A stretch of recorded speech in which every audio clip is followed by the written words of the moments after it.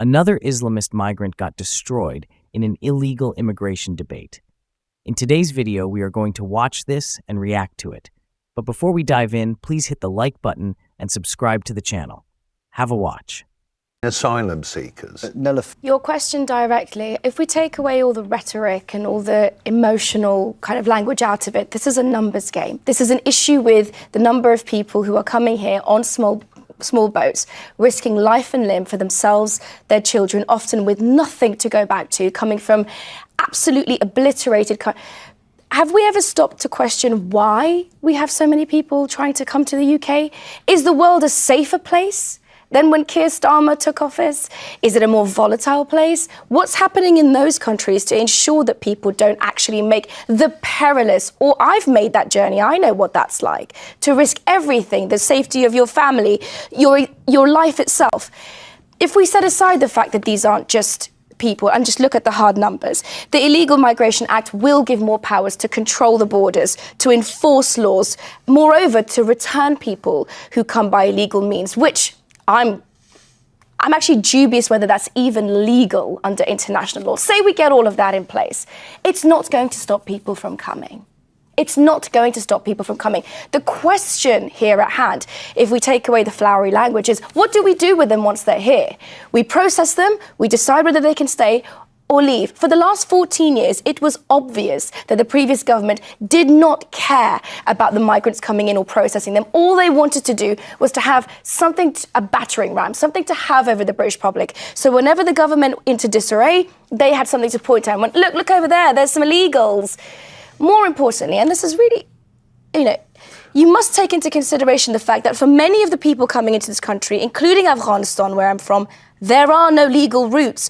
You have made every route illegal by making it no legal routes. Do you know what? It is a numbers game. It costs this country millions of pounds a week. We have a small island where the population is getting bigger and bigger and bigger.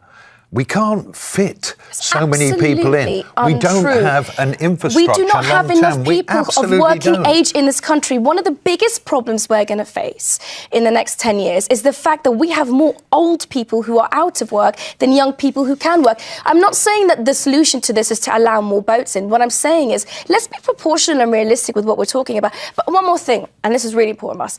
When a migrant, a refugee from Afghanistan, Albania, from Afghanistan, Iraq, Iran, comes over here, they're not thinking about the $1 million sign on top of their forehead to the taxpayer. Okay. They just don't want to die. I want to take as many calls as we can on this. Anne is in West Yorkshire. What do you think, Anne, is Keir Starmer, is Yvette Cooper? Are they failing to deal with this problem?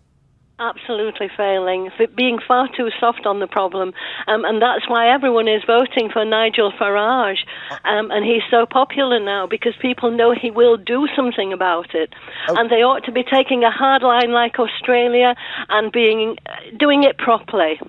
Okay, so what are you suggesting? What is he suggesting that you agree with would be the answer to this problem? Well, I think just to take the Australian attitude towards it and deal with it like the Australians do and be a bit hardliner. Well, I'm not saying that there should be no refugees. Specifically what, though, Anne? What do you do with them when they reach the shores of the United Kingdom? Well, as I have already said, I think they should be dealt with a little bit more harshly. You're not actually saying return back to the countries they have come from if they come here illegally, and they're not being returned in the numbers that they're coming in. Okay, one of the statistics I saw looking through this, Niloufar, is about a quarter of returns to countries are actually enforced. Is that enough? Could we be boosting those numbers? There is nothing. Listen, I'm not against controlling the border. I do agree with you that this is in disarray. We are not serving the refugees and the migrants who are coming here at all. And we're not serving taxpayers. Nobody is winning in this situation. A refugee who comes to this country doesn't want to be in a detention centre or locked up or cooped up as much as anyone else does. And we pay for that. What I'm trying to say, the Australian method is interesting, Anne, because Australia is genuinely an island in the middle of nowhere, very hard to get to, unlike the UK, which has got many neighbouring countries. We have people trying to get over from France, we have people trying to get over from Morocco, from Libya. We've got a much more vulnerable coastline. but it's a case of people want to come to Britain because we are fair, because we are We have a equitable. vulnerable coastline, Nella, because it's not managed correctly by the government. Yes, that's not the refugees' fault. They are going to continue to try to come here. It may make them think twice. For example, just a very quick point.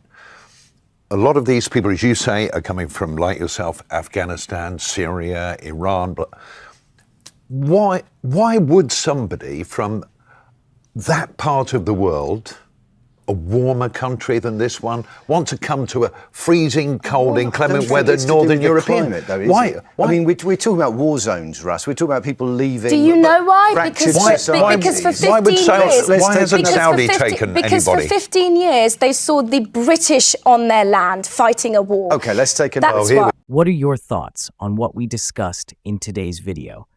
Let me know down in the comments section below, and make sure you do drop a like on this video and subscribe to the channel for more British content.